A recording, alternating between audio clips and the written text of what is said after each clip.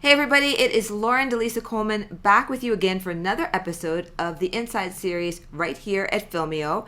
And we are just bringing you more and more interviews during the South by Southwest Film Festival. We have a little Santa Barbara thrown in there as well, and you'll see some from Boulder too. But right now I am very excited to bring together two people behind a film called Fresh to Frightening. I can't wait to get into this with them. I guess particularly because I don't even swim. So I love like all of the adventure around this. You will see Gareth Kelly, who is the writer and director, and Sharon Green, we're just really fortunate to have with us, who is obviously the subject matter of the story, Fresh to Frightening, the Sharon Green story, and she's also a producer. So you guys, welcome to the Inside series, and thank you so much for taking the time out. We always start by a quick synopsis of the film, so which of you would like to do that, or do you want to like one hand off to the other, or how would you like to handle it? The film, thanks for having us, by the way, Lauren. Welcome. We're excited to be here. The film is Fresh to Frightening, the Sharon Green story. And it's kind of a day in the life of Sharon. Sharon is one of the top competitive yacht racing photographers in the world. She's going up in helicopters. She's photographing these incredible sailboats that you see on magazine covers, probably a magazine cover that Sharon took.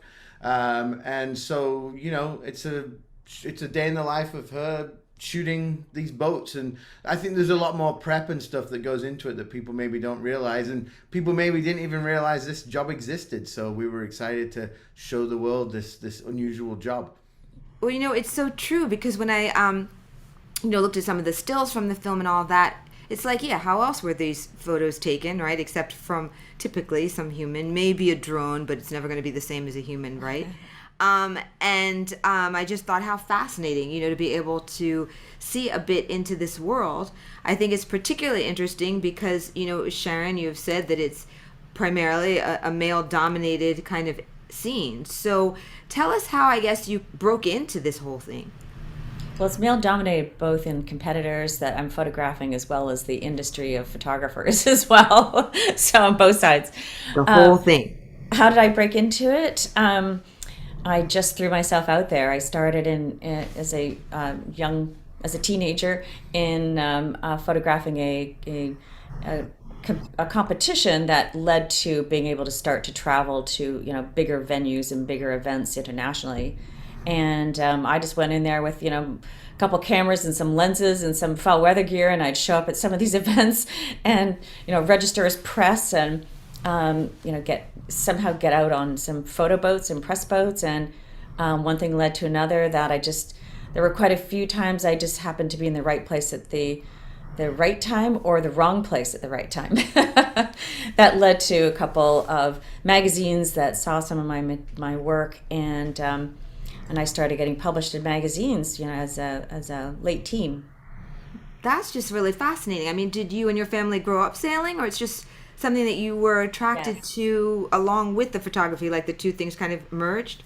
Yeah, well, I did grow up sailing, and I grew up in Canada on Lake Ontario, so it wasn't like I like to say I was born with salt water in my veins, but I grew up on fresh water. But I grew up in a sailing family. My dad sailed around the world when he was 18, and also dabbled in photography and filmmaking. And later on in life, I got into photography in high school, and I did the junior sailing program and things like that. I wasn't like super competitive, not like my brother, who's was very competitive in sailing. And I just put two and two together one day when I had my cameras ready for a class in high school, and I was doing. I honestly thought I was going to be the next Ansel Adams, and I was actually really, really bad. I was really bad at standing on terra firma and photographing, nature and landscape. I loved the darkroom. That was my forte back then. And then all of a sudden, this opportunity came up to photograph a yacht race that I obviously was not going to be one of the competitors sailing. So I just took out my camera and started photographing, and it ended up being very colorful and very exciting, and it came very easily for me. Being a sailor, photographing sailing came very easily. just like amazing. I think particularly because both you and your father started so young, right? I mean, and Right. maybe that's better because like no fear, right? Or very, very Right. limited fear, right? If you really knew the full scope, you'd probably be like, no, right? So then now tell me, Gareth, how you and Sharon connected. Yeah, so I have a not too dissimilar story in some ways. I grew up sailing from a young age. I'm from Cool. northwestern England, and I grew up sailing in a little village and, dinghy sailing and what have you. And I got to a decent level, international level as a teen, and loved sailing. Still love sailing. It's one of the best things I think I've ever learned how to do. And moved here to the States. I've been in the States about 18 years now, and moved to Santa Barbara. And there's a thing in yacht clubs all over the world called Wet Wednesdays. And if you are new to our area and you want to get out on a boat and meet some people, you just kind of show up at the yacht club on a Wednesday afternoon and Nice. see if you can get on a boat. So I did that a couple of times, and I kept hearing about this woman, Sharon Green, Sharon Green, Sharon Green, this photographer, Sharon Green. And I realized one day I get 2 sailing magazine subscriptions every month. I have done for best part of the last decade. And I realized looking through these magazines, I was like, oh my God, this is Sharon's photos. This is Sharon's images. I've been seeing Sharon's images in these magazines for years. And I realized through hanging out at the yacht club that she lived here in town. And I write a little bit for the local newspaper. And I thought, oh, it'd be cool to meet Sharon and write about her. So I managed to find a number, and we met up and we connected, and I wrote a brief story in the newspaper about her. And with Sharon being from Canada and me being from England, we hit it off. We like to joke about the Commonwealth. So us non-Americans kind of hit it off, and we've stayed friends and slowly got to know each other over the last few years. And even back then, we had sort of discussed making a film. I was starting to get into filmmaking, and this is my first film. And we just thought it would be cool to kind of make a film about Sharon's job. It is unusual. The job's unusual in itself, and then throw in the fact that Sharon's one of the few women that does it. And we both have a love for sailing, and I think that definitely helped me directing it, is because sailing wasn't that foreign to me. So I think that definitely helped in knowing what was going to happen with the boat and the regatta and stuff, and where to be and all that sort of stuff. So that definitely helped. But and now we're best buds, and we hang out all the time and cruise around town, and We go boating together too. go boating together, and Love this. we've really We enjoyed the love this, festival. all this like water fun and everything. So I guess it's yeah. really great that, obviously you both understand how, the water works, sailing, boats, etc. But I'm sure there's like complications around it when you're actually going to film, right? And the movement and all that. So how did you kind of meet that challenge, Gareth? Because you said this is your first film, and so I love how you didn't pick something really quiet and in one room and 2 characters. It's Yeah. like, no, let's go out on the high seas and really go for it. So you had to make considerations around equipment and so much more, right? Like, tell me a little bit about that. Yeah, when I first kind of started envisaging the project, one of the things I really wanted to focus on was Sharon's work she does in helicopters. Some of her most incredible images are because she's up in a helicopter way out to sea, shooting these boats. And I thought, well, that's going to be really exciting for a film, being in a helicopter with Sharon. And so that was like one of my main goals and focuses was to have some helicopter stuff. And so, when we started shooting the helicopter stuff, Sharon will often rent a helicopter for these regattas. And so they'll fly 20, 30 miles offshore to capture these boats. One of the main considerations with the helicopter is the weather. If it's foggy, they not only is it not as safe to fly the helicopter, but if it's foggy, she's not going to get many pictures. She can't see the boat. Right. So the entire weekend that we shot over 3 days last summer, and the entire time weather was a thing. And we didn't really know until a few hours, I think, before you actually went in the helicopter, whether we were even going to do it.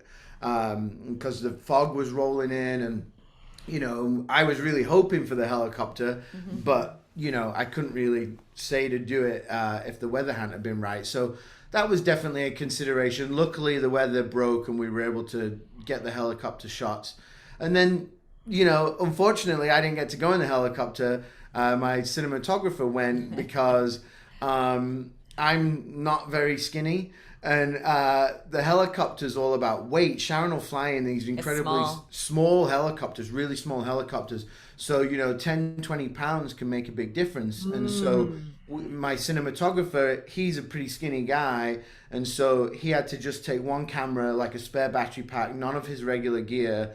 Because otherwise, if I'd have gone, it'd have probably cut 30 minutes off the flight time. So we wanted to ensure that we had as much time to film as possible. So it's a bit of a bummer. I didn't actually get to go. Wow, how interesting. But then, Sharon, you've got to take him up just like for the fun of it, like next time. Because you got to have like a trade-off now. I just think that that's like so amazing. I mean, was it challenging for you, Sharon, to be, kind of in the role which you're typically kind of commanding, right? So you were usually the eye, the lens, I'm not figuratively really, and literally. And then now it's like, kind of thrown on you. Was that kind of odd at all, or were you just so wrapped up in your work that you didn't even realize you were being shot and all that? Well, we did pick a world-class event that typically is what, my weather condition, which is fresh to frightening.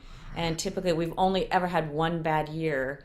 And we picked that event because it's a distance race, which I love the challenge of photographing distance races. And we actually shot it right here in Santa Barbara. And it happens every year, but we had a big fleet this year coming in, post-COVID. And, boats that came from all over. Usually they come from all over the world, but because of COVID, we only had North American boats in it this year. They come to Santa Barbara for this distance race. And typically, the starts are usually, nice breeze, can be light, right off the coast of Santa Barbara. And then the boats take off and they cross the channel. And then we'll get into like 35 knots of wind. And we've had lots of, excitement out there over the years in this race. And the reason we picked that race is because it was local, as well as we're pretty much guaranteed that it was going to be really, really windy out there. And so unfortunately the weather gods did not help out this year. Not only did we have pea soup fog, but we had something that's called a red tide. And that's where there's what is it that causes the red tide? There's like some sort of algae in the water. So the water wasn't Santa Barbara gorgeous blue. It was mushy kind of brown. Wow. And then we were biting our nails the whole time because I'm coordinating with these pilots that are flying up from LA to pick me up here and then take off from here and go out to the islands. And the islands are we start at 25 miles offshore. And the boats race around these islands and then they race down to a point and then end in San Diego. So it's, supposed to be 300 miles. And so it was really, it was a nail biter right up until literally we were out on the starting line. We went on the water for the starts with the camera crew and just photographed the starts from the water because it's not really that exciting from the air. And then we, I'm on the phone with the helicopter because obviously he's not going to fly up here if he can't, in the fog. And I'm on the phone with the helicopter company, because all of a sudden it cleared. And it had to clear all the way out to the islands, though, because that's where the fog, comes from. So at one point we could actually see Santa Cruz Island. And I was talking to all the navigators on the boats, and they're the ones that are going to tell me what the weather's going to do. And then for days before, they were like, don't do it, don't waste your money in the helicopter. And then all of a sudden the day of, after we had the skipper briefing and safety briefing in the morning, all the navigators came up to me and said, Sharon, it looks like you got a window. It's going to open up. And they said, it's not going to be windy, though. So we knew that it was not going to be fresh to frightening. But, we just kept going. And then the pilot flew up and picked me up, and Gareth got everything set up in the helicopter. And, we have doors off and the whole thing. And we get set up with the cameraman, and we take off and we go, and we can fly for about 2 hours, and we need a half an hour of fuel to make sure we can get back to shore. Because at this point, when you're flying that far out, now we're probably about 45 miles from the mainland. And we got out there, and we're photographing. And no, it was not terribly exciting, not what I was hoping for. But when we turned to come back, because we're checking fuel and talking to the pilot, and you can hear some of that audio in the film, and talking to the pilot, and the pilot was like, okay, we need to start turning to go back. And so we're going with the boats, and we're going further away, and all of a sudden we turned to go back, and the fog bank rolled in, and the fog came right all the way down to the water. And he's like going, uh-oh. So then he peels back, and he goes back towards where there's light, and he goes straight up to 1,000 feet. And the fog bank was solid all the way back to the airport in Santa Barbara, which is close to the coast, all the way across. And it was pretty nerve-wracking. I mean, I've flown in those conditions before, but it's a weird vertigo feeling when you're flying above the fog. So you go up into the clear air, and you're flying at 1,000 feet, and it was like 85 degrees up there. And you get this, what's called an inversion layer. And so we didn't even know we'd be able to make it to Santa Barbara and be able to touch down because of the fog, because we couldn't tell if the fog had receded from the coastline. So we came across, and then I have photos of the whole thing. And then we came across, and then the fog bank stopped just before the airport. And so we were able to land safely. Otherwise, we were going to have to keep going all the way down the coast till we could find a clear spot to land. Yeah, I guess you kind of just never know with those type of things. But thank God you were like safe and all. Yeah, I mean, I wouldn't fly with a pilot that I didn't know was going to be really safe. So right, but I don't know. It just makes me, think of Kobe Bryant and things like that. You just kind of never know, right? There's so kind of rush. Yeah, exactly. You add fog to it, and you're just like, yeah, wow. Exactly. Gareth, tell me a little bit though about how you ramped up for this, because you said this was your first film. So, of course, you had the expert cinematographer with you, but how did you kind of prep for this and then, kind of map it all out? Yeah, I wrote it, basically. I wrote it as if I was writing a screenplay, and, I had this vision, and we'd originally wanted to do another race, which was a much longer race every 2 years, which is LA to Hawaii. But we realized pretty quickly that A, because of COVID, there was some challenges, and B, budgetary challenges, that would be a thing. But potentially we might hope to turn this into a feature about that, but that's a separate thing. But yeah, I just wrote the screenplay, as it were. I had a vision. I'd seen Sharon's images, and so kind of got a sense of what she does. And then, I'd met the cinematographer on another project that I'd worked on, that I produced on. And so I knew that he was what I wanted. And then I'd had an editor in mind that I'd worked on a project years ago with, and I really wanted an editor that I would be able to sit in the room with and go through stuff with, rather than just sending the files to someone remote. And so he happened to be based here in town as well, and we really enjoyed working together, and he really helped. And good editors are definitely a key part of any good film. I always say that as well for our show. Most definitely. But so, it all came together pretty quickly, and luckily Sharon was available, because Sharon travels a lot and goes all over the world, but everything sort of lined up. And I had a pretty small crew. I had a vision already of what we wanted, and we just went and shot a ton of stuff. And then we also did some interview stuff here. Probably the hardest thing in some ways was we touch on a little bit in the film about her dad and her dad's journey and some of the stuff he does. And so we found this incredible old footage that we were able to incorporate into the film, which kind of really, I think, gives the film a different dynamic and shows Sharon when she was a young girl starting out and what have you, and the journey that her dad went on. And they'd made a documentary about her dad, and so we were able to use some of that footage and incorporate it into the film. So do you have any major takeaway that you would share as a key tip for other filmmakers who might be in your position now or going forward? Anything that, I don't know, you either overcame, or something about planning? I know a lot of times our filmmakers will share, so I'm wondering what your secret sauce is, Gareth. There's a lot of tips. Stuff will never go to plan, so when you plan a shoot day, just be aware that you've got to be able to pivot, you've got to be able to change, for us, the weather was a big challenge always, and you just can't control that. So you've got to be thinking of like a plan B, a plan C. What can we go shoot if something doesn't happen? The other thing I'll say for indie filmmakers starting out is whatever your budget is, it's not going to be your budget. It's going to be considerably higher. So, just be aware of that.